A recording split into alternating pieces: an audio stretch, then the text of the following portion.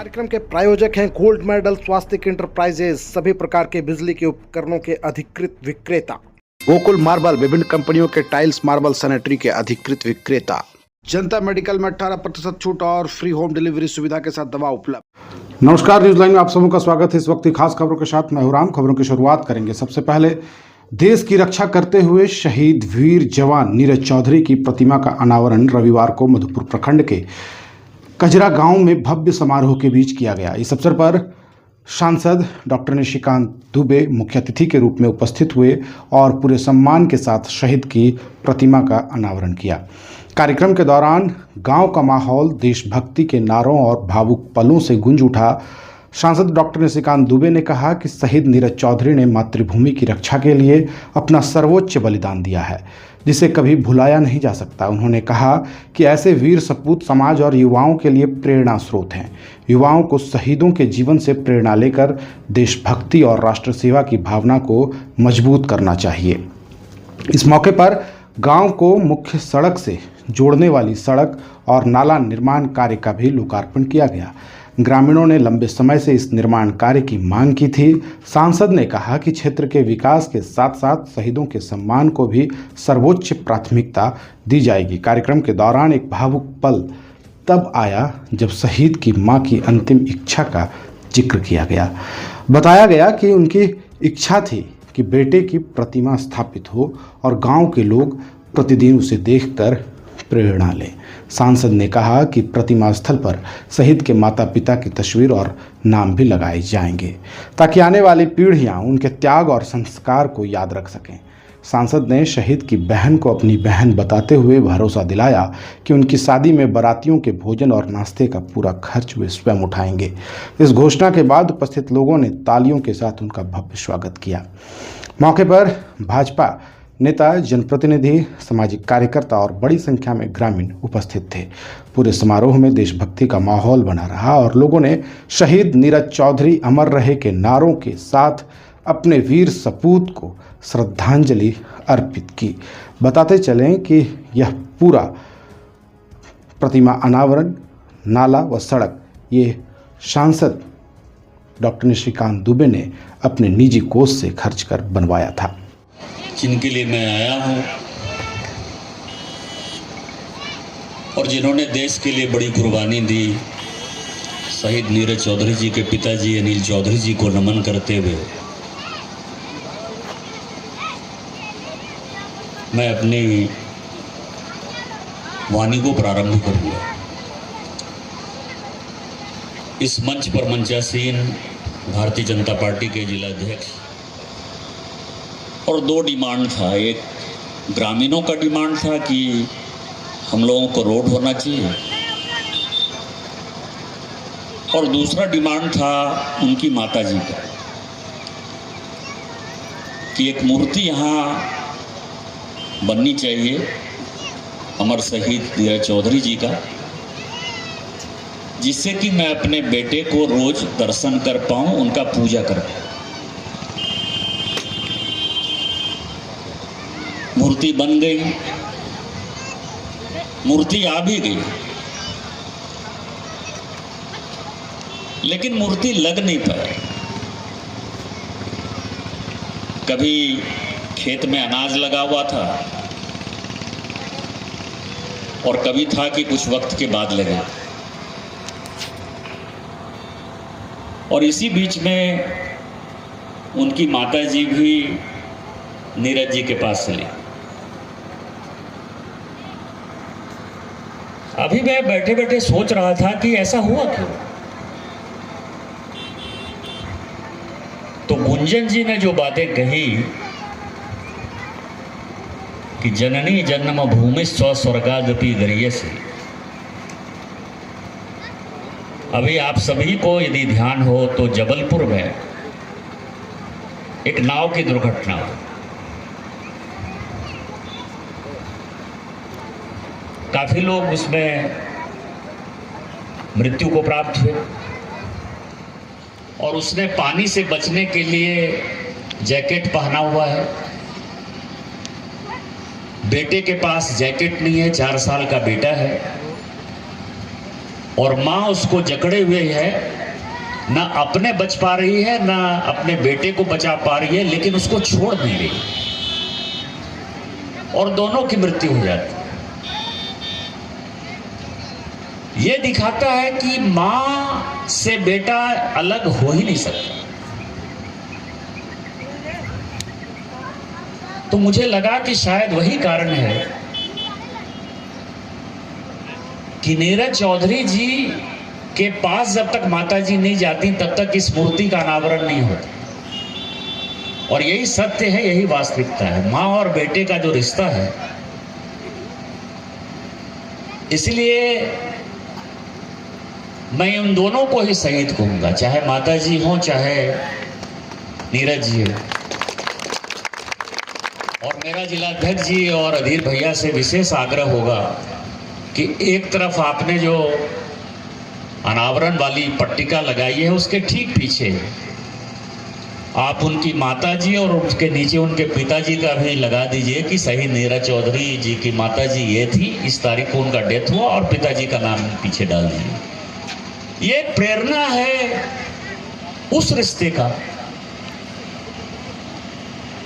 कि भारत माता है और भारत माता की रक्षा के लिए, मां की रक्षा के लिए बेटा किस तरह की कुर्बानी देता है।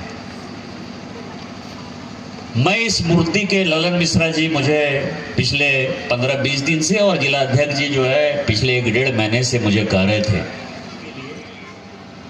मैं 12 तारीख को लेह पहुंचा और 12 और 13 तारीख को मैं लेह में था, मैं पेंगोंग लेक पर था, मैं कारगिल में था और फिर मैं सियाचिन में भी। आपको यहां से कुछ पता नहीं है कि सियाचिन क्या है। आपको लगता होगा कि बर्फ में कोई आदमी है। बर्फ तो बहुत छोटी चीज है, बर्फ देखने के लिए तो पूरी दुनिया भर के लोग पैसा खर्चा करते हैं।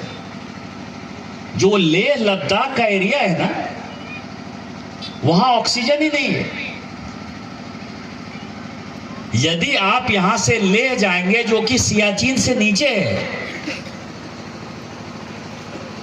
तो लेह में भी आपको कम से कम 48 घंटे तक, कम से कम 48 घंटे तक डॉक्टर के निगरानी में रहना पड़ेगा। इतने ऑक्सीजन की कमी है। आपको ऑक्सीजन चढ़ाया जा सकता है, आपको दवाई दिया जा सकता है, आपको सुलाया जा सकता है, आपको हॉस्पिटलाइज किया जा सकता है।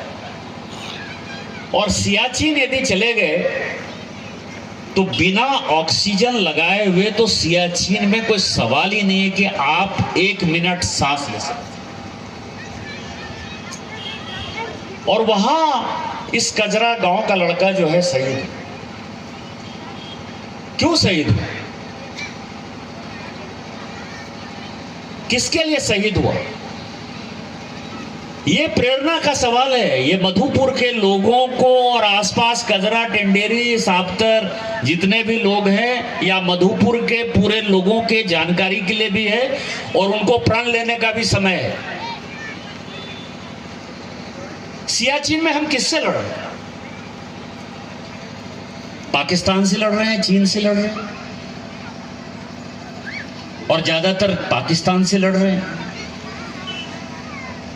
आपने कभी मधुपुर के हालात देखे? इस मधुपुर के हालात को हमने बदतर कर दिया। आपको निशिकांत दुबे से समस्या हो सकती है, मोदी जी से समस्या हो सकती है, लेकिन यदि पाकिस्तान से कोई लड़ पा रहा है तो मोदी जी की ही सरकार है, और उसी के लिए आपके बेटे ने शहादत दी।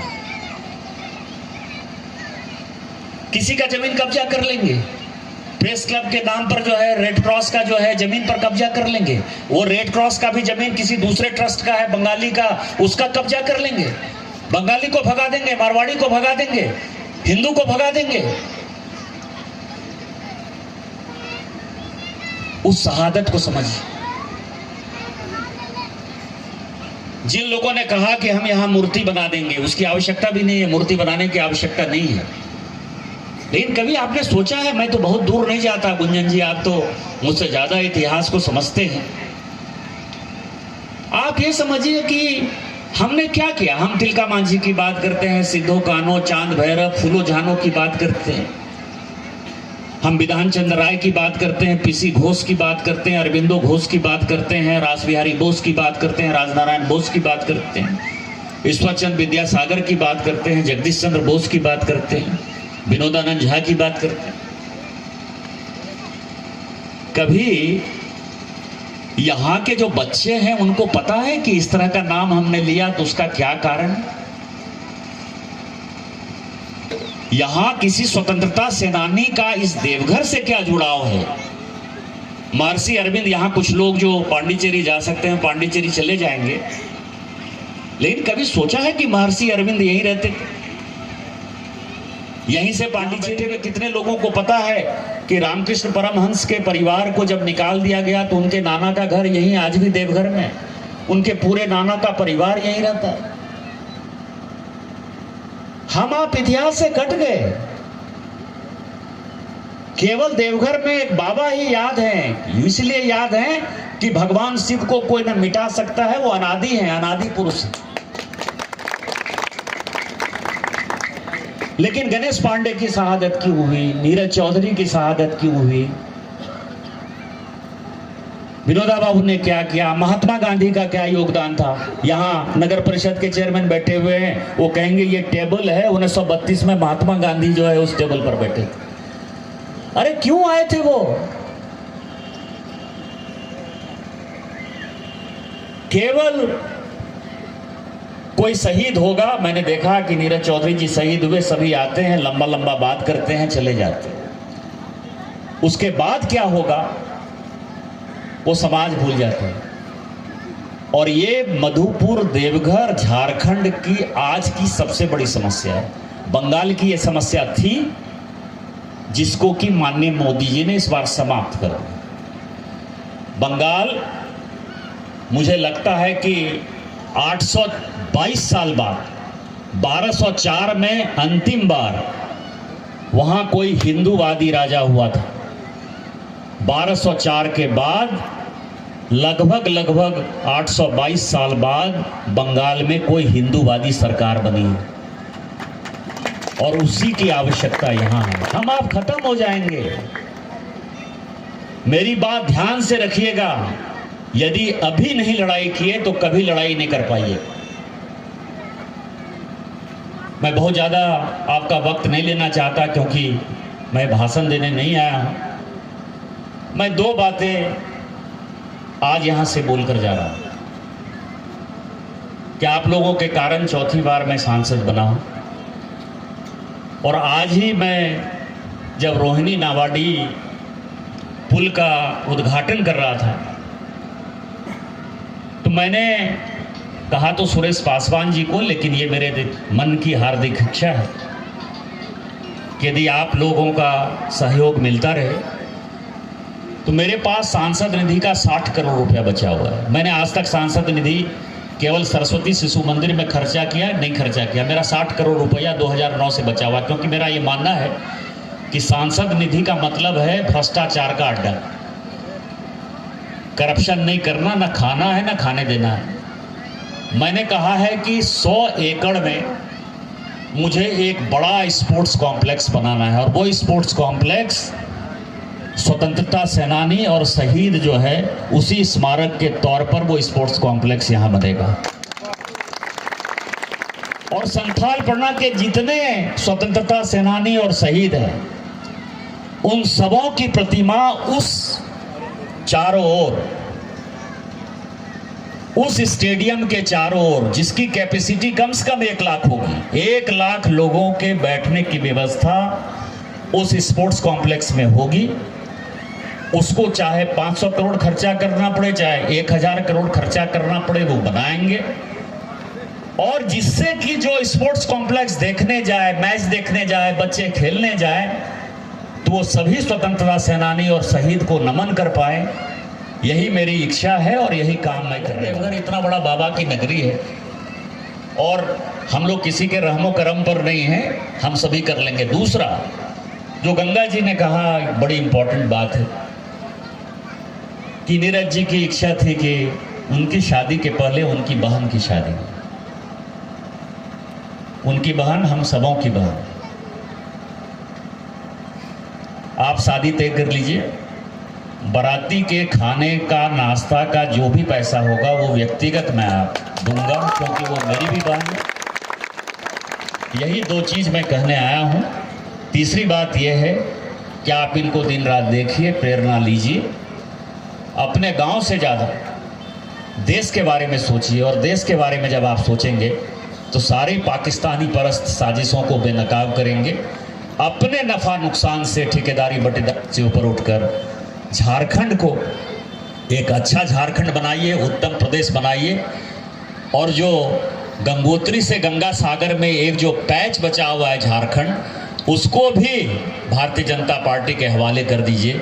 इन्हीं शब्दों के साथ जय हिंद, जय भारत। शुभ निर्माण आपका स्वागत करता है।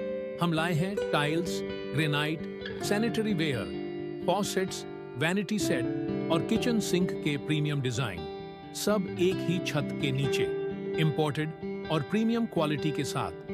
टाइल्स, ग्रेनाइट के एलिगेंट डिजाइन और सैनिटरी वेयर के मॉडर्न ऑप्शंस के साथ हम आपके घर को देते हैं एक नया रूप। शुभ निर्माण, मधुपुर में।